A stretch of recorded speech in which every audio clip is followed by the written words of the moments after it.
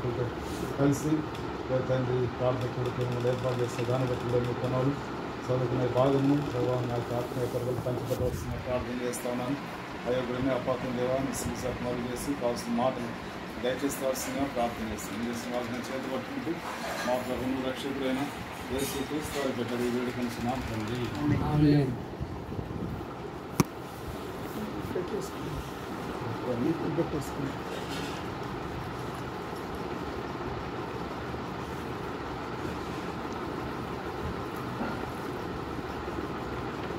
ఈ మత్తయి సువార్త 14వ అధ్యాయం 23వ వచనంలో ప్రభు యేసుక్రీస్తు వారు ఆయన చేసిన మా పని మనకు నేర్పిస్తూ ఉన్నారు. ప్రార్థన చేతికి ఏకాంతంగా. కాబట్టి మన యొక్క జీవితంలో ఏకాంత ప్రార్థన చాలా ప్రాముఖ్యమైనది. అది ఒంటరిగా చేసే ప్రార్థన చాలా విలువైనదిగా మనకు గుర్తిస్తూ రావాలి. అది ఏ సమస్య అయినా సరే, పరిస్థితులు అనానుకూలంగా ఉన్నా అనుకూలంగా ఉన్నా, ఎప్పుడైనా సరే ప్రార్థన అనేది ఒక విశ్వాస యొక్క జీవితానికి అది చాలా ప్రాముఖ్యమైనది. ప్రార్థన లేకుండా మనం జీవించలేము, ప్రార్థన లేకుండా మనం బయటకు వెళ్ళలేము, ప్రార్థన లేకుండా మనం భూలోకంలో ఆ పరిశ్రమ పెరగలేము. కాబట్టి మనం గమనించినట్లయితే ప్రార్థన చేసేటప్పుడు కొంత ఆలస్యం అవుతుంది. ఒకసారి మనం చేసేదైనా అవసరం గురించి ప్రార్థన చేసినప్పుడు కొంత ఆలస్యం అవుతుంది. దాన్ని కొంత ఒకసారి కొంత జవాబు అనేది తొందరగా వస్తుంది, జవాబు కొంత లేటుగా వస్తుంది. ఏదైనా చూస్తే మనం గమనించినట్లయితే ఆయన ఎటువంటి వాడు అంటే మన ఎడలో నిర్లక్ష్యం చేసేవాడు కాదు. ఆయన ఎందుకు ఆలస్యం చేస్తున్నాడంటే యెషయా గ్రంథం 30వ అధ్యాయంలో మాట ఉంది.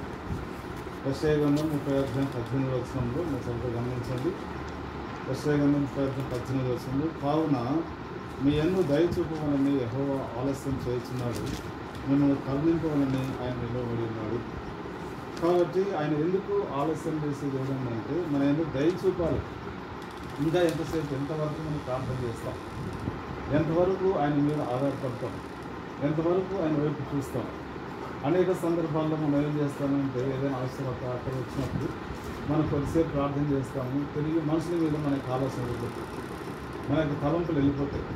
కాబట్టి దేవునికి ఉద్దేశం ఏంటంటే సంపూర్ణంగా నువ్వు నా మీద ఆధారపడాలి, సంపూర్ణంగా ఆయన వైపు చూడాలని దేవునికి కోరిక.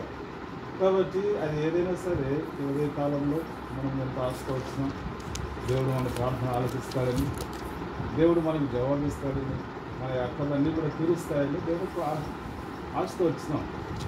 ఆయన మనకు అవసరం లేవు, మన అక్కర్లేదు, అయితే మన కోరికలు తీర్చేవాడు కాదు. అనగా కోరికలు అంటే చాలా ఎక్కువ ఉంటాయి, అవి దేవుడు తీర్చదు. ఏది అవసరమో ఏదో అక్కరో దాని వల్ల తెలుస్తూ ఉంటాడు. కాబట్టి ఒక సహోదరి ఏ విధంగా ప్రార్థన చేసిందో దాన్ని చూసుకొని మనం ముగింపులోకి వెళ్తాం. దాన్ని మొదటి సమయాల గ్రంథంలో హన్నా ఉంది. హన్నా యొక్క జీవితాన్ని మనం గమనించినట్లయితే ఆమె చాలా అక్కర్లో ఉంది. ఎట్లా ఉందంటే సంతానం లేదు, ఇంట్లో చూస్తే పెళ్ళిన తన చెల్లెలతో చాలా ఇబ్బందికరంగా ఉంది, అనగా బాధ పెడతా ఉంది, విసిగిస్తూ ఉంది, మాటలతో ఆమెను బాధ పెడతా ఉంది. ఆమె దేవునికి మందిరానికి వచ్చినప్పుడు ఆమె ఏం చేస్తుంది, ఏడుస్తూ వచ్చిందంట. అదంటే చూద్దాం. 1వ అధ్యాయం 7వ వచనంలో, ఎలుకానా ఆమెకు ఏటేటా ఆ రీతిగా చేస్తుండగా హన్నా యెహోవా మందిరం పోయినప్పుడల్లా అది ఆమె కోపం పుట్టించిన కనుక ఆమె భోజనం చేయక ఏడ్చుతూ వచ్చాను. కాబట్టి హన్నా దేవునికి మందిరానికి వచ్చేదానికి కూడా సంతోషం లేదు, ఇంట్లో నెమ్మది లేదు, ఇంట్లో గందరగోళం పరిస్థితి. చర్యలు చూస్తే ఆమె సంతానం ఉంది, ఈ యొక్క హన్నాకు పిల్లలు లేవు. పిల్లలు లేకపోయేటప్పటికల్లా ఏమైపోయింది, గొడ్రాలతనం వచ్చేసింది. ఈ గొడ్రాలతనం ఏమైపోయిందంటే పాత నిబంధన కాలంలో అనేకమైన అవమానం, నిందలు, ఆయా పరిస్థితులన్నీ కూడా కలుగజేస్తూ వచ్చినారు. ఇటువంటి పరిస్థితులు మనం చూసినట్లయితే హన్నా మాత్రము మన దేవుని యొక్క మందిరానికి రాకుండా ఆగిపోలేదు. హన్నా దేవుని యొక్క సన్నిధి విడిచిపెట్టలేదు. హన్నా అంత భయంకరమైన పరిస్థితులు ఉన్నప్పటికీ కూడా, అంత దుఃఖం ఉన్నప్పుడు కూడా, వేదన ఉన్నప్పుడు కూడా దేవుని యొక్క సన్నిధిలో ఆయన వచ్చి ఏకాంతంగా ప్రార్థన చేస్తూ వచ్చింది. ఇది మన యొక్క అంశం. కాబట్టి మనకి ఏకాంత ప్రార్థన ఆమె మందిరానికి వచ్చింది కానీ ఊరికే ఉండలేదు. ఆమె అక్కడున్న పరిస్థితులు చూస్తే శిలోహలో మనం గమనించినట్లయితే పరిస్థితులు ఎంతో దారుణంగా ఉన్నాయి. ఏలీ కుమారులు బహు భయంకరంగా ఉన్నారు, అనగా దుర్మార్గులుగా ఉంటున్నారు, యెహోవా ఎరిగిన వారుగా ఉంటున్నారు. వారు యెహోవాకి యాజకులే, కోపం ఫినెహాసులు దేవుని సేవ చేసేవాళ్ళే, పరిచయం చేసేవాళ్ళే, అయితే రెండవ అధ్యాయంలోకి వచ్చేటప్పటికల్లా వారి యొక్క పరిస్థితి ఎట్లుందంటే చాలా దారుణం. కదండి. రెండవ అధ్యాయం 12 అంటారు, యెహోవా ఎరిగిన వారు వారు ఎట్లుందంట దుర్మార్గులు ఉండిగా అంటాడు. కదండి. తర్వాత గమనించండి, ఏలీ కుమారులు మిక్కిలి దుర్మార్గులు, అటు ఇటు దుర్మార్గులు కాదు, ఎవరెవరండి యాజకులు వీరు. ఇటువంటి పరిస్థితుల్లో హన్నా వచ్చింది. హన్నా దుఃఖంతో వచ్చింది, వేదంతో వచ్చింది. అక్కడ ఆదరించే వాళ్ళు లేరు, అక్కడ ధైర్యపరిచే వాళ్ళు లేరు, అక్కడ పలకరించే వాళ్ళు లేరు. ఏలి చూద్దామో ముసలివాడు అయిపోయినాడు, ఏలి కుమారులు చూద్దామో దుర్మార్గులు అయిపోయినారు, అక్కడ స్త్రీలకు భద్రత లేదు. ఇటువంటి పరిస్థితులలో నీవు నేనైతే ఏం చేస్తామంటే సమస్యల వైపు చూస్తాము కానీ అరే వీరు ఇట్లున్నారు వారు ఇట్లున్నారు విమర్శిస్తూ కూర్చుందేమో కానీ అన్న ఏం చేసిందంటే దేవునికి సన్నిధికి వచ్చింది, ఏకాంతంగా దేవునికి సన్నిధికి వచ్చింది. అక్కడ చూస్తే ఏలి భార్య ఇద్దరు ఉన్నారు, ఏలి కుమారులు ఇద్దరు ఉన్నారు, 4, వాళ్ళ భార్యలు ఇద్దరు 6 మంది, ఎల్కానా అన్న ఇద్దరు కలిపి 8 మంది, అదే పెరినా కలిపి 9 మంది ఉన్నారు. మిగతా వాళ్ళు మనకు అవసరం లేదు. 9 మంది కలిసి ప్రార్థన చేయొచ్చు. అయితే ఎవరు కూడా దగ్గర వాళ్ళు ప్రార్థన చేస్తాను అన్న ఒకటే వచ్చింది ప్రార్థన. దాన్ని చూద్దాం. మనం గమనించినట్లయితే 1:10 వచనంలో బహు దుఃఖాక్రాంతురాలు వచ్చి యెహోవా సన్నిధిని ప్రార్థన చేస్తూ బహుగా ఏడ్చు. ఇది చాలా ప్రాముఖ్యమైనది. కాబట్టి అన్న ఆ యొక్క శిలోహలోకి వచ్చింది. శిలోహ అనగా సమాధానం ఇచ్చే సమాధానం అర్థము. అయితే ఆ యొక్క సమాధానం కలిగించే ఆ యొక్క దేవునికి మందిరంలో సమాధానం లేదు, అక్కడంతా కలవరంగా ఉంది, నెమ్మది లేని పరిస్థితి ఉంది. ఇటువంటి పరిస్థితుల్లో హన్న ఎవరి వైపు చూడలేదు కానీ హన్న దేవుడి వైపు చూస్తూ వచ్చింది, దేవునికి సన్నిధిని చూస్తూ వచ్చింది.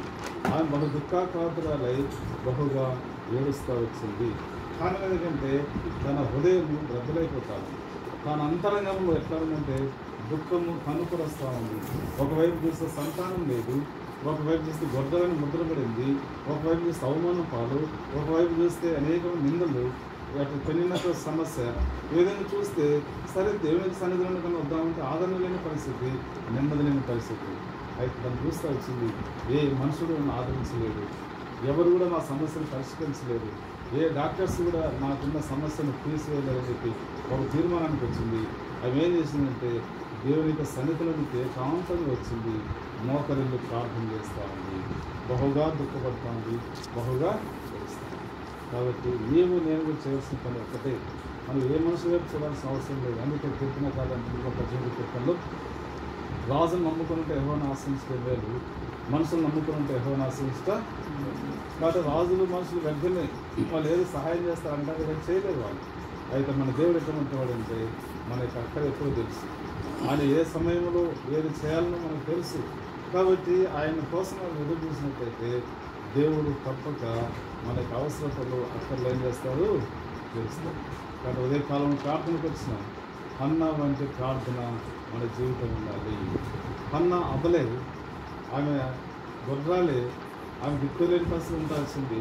అయితే దేవునికి మందిరంలోకి వచ్చింది, దేవునికి మందిరం విడతలేదు, దాన్ని పడుకోలేదు, వాళ్ళు ఎట్లా వీళ్ళకి విమర్శించలేదు. కానీ ప్రార్థన ఒకవేళ దేవునికి మందిరానికి వెళ్ళలేని పరిస్థితి ఉన్నా సరే, ఇంట్లో ఉన్నా సరే ఏకాంతం యొక్క ప్రార్థన చాలా ప్రాముఖ్యమైనది.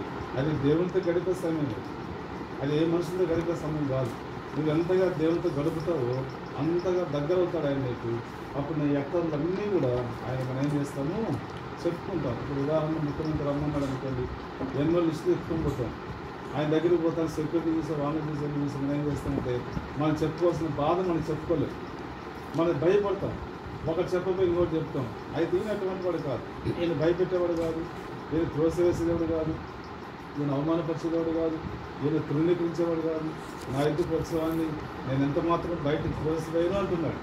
కాబట్టి మనం ఏ విన్నపాలు తీసుకొని వచ్చినా, ఏ అక్కలు తీసుకొచ్చినా ఆయన మీద పెట్టాలి. ఎందుకంటాడు 50 అంటాడు, నీ భారం యెహోవా మీద పోతున్నాను, అప్పుడు ఆయన నాటుకున్నాను, నీతిమంతుడు అన్నాడు కూడా కదలలేదు అంటాడు.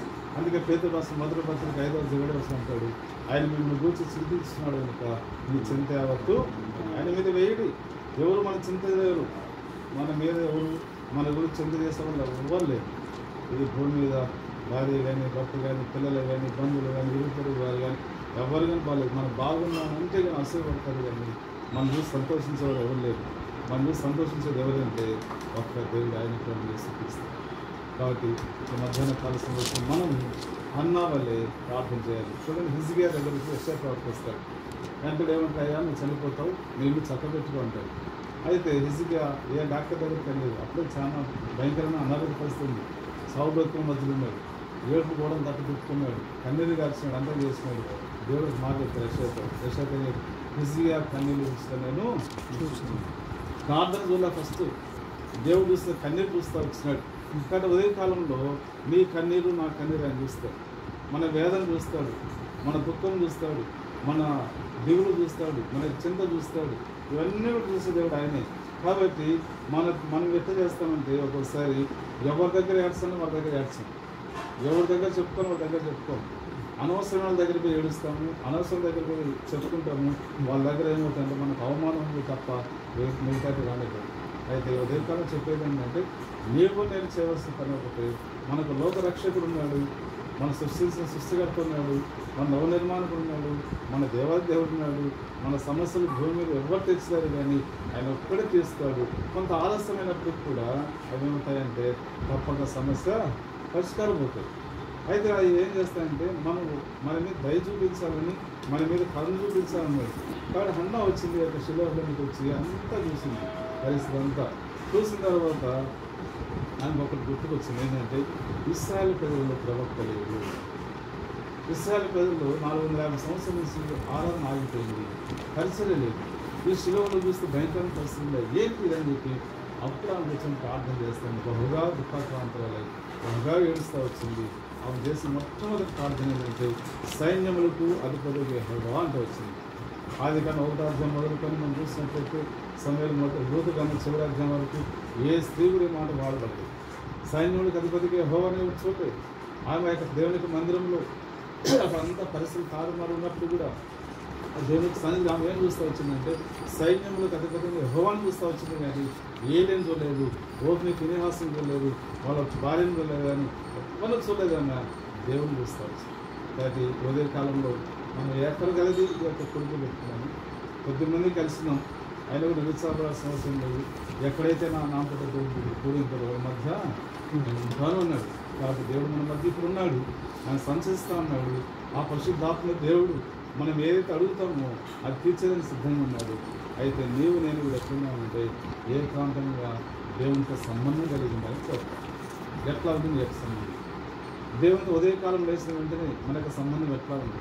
మనం ఏ విధంగా ప్రార్థన చేస్తాము, మనం ఏ విధంగా దేవుని సంగతి మొదలుపెడతాము, దేనికోసమే అడుగుతా ఉన్నాం మానక. అందుకే లోకాసువార్త 18వ అధ్యాయంలో ఒక విధవరాలు వెళ్తాడు అధికారి న్యాయాధిపతి దగ్గరికి. అతను విసుకుంటూ ఉంటాడు. అయినప్పటికీ మాట మాటికి గోజాడు బట్టి ఆ యొక్క సమస్య అనేది పరిష్కారం. అట్లనే మనం కూడా దేవుని దగ్గర ఆ యొక్క మానవుడు పరిష్కారం చేసినాడు, దేవుడు పరిష్కారం చేయడం ఎంతో చేస్తాడు.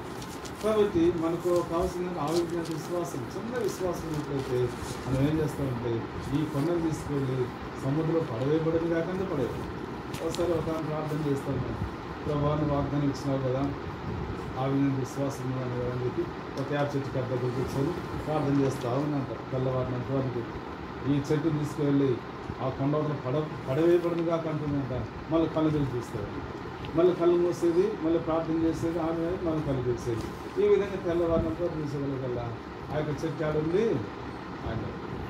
కారణం ఏంటంటే విశ్వాసం లేకుండా ఇది జరుగుతుందా జరగదా, ఆమెనన్నా కళ్ళు చూద్దాం, ఆమెనన్నా కళ్ళు చూద్దాం, ఏది జరుగుతుంది. అయితే ఒక పెద్ద కొండ ఇచ్చింది గవర్నమెంట్ వారు. ఆ కొండ దగ్గర